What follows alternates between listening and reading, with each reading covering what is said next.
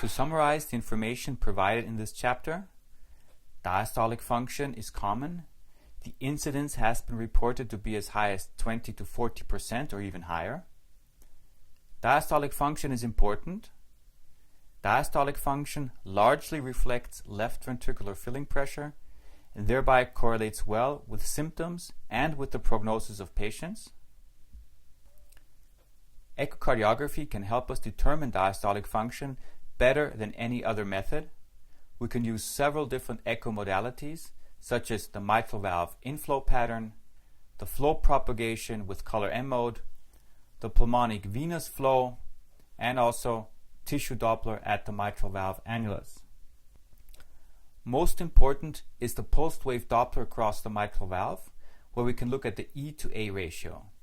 We can grade diastolic function according to this pattern into a normal pattern, disturbed relaxation, pseudonormal pattern, restrictive filling pattern, and a so-called irreversible restrictive filling pattern. The pulsed wave Doppler, together with the tissue Doppler, can help us assess and quantify diastolic function. What else do you have to watch out for? Some patients have supranormal function.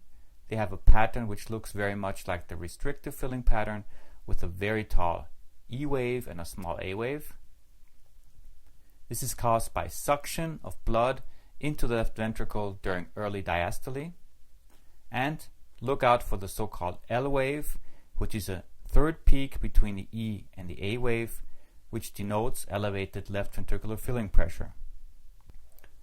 You should always assess diastolic dysfunction in the context of the underlying pathology. Remember, all patients who have systolic dysfunction also have diastolic dysfunction. And finally, you can also assess diastolic dysfunction in patients who have atrial fibrillation, in particular by using the tissue Doppler, the E to E prime ratio.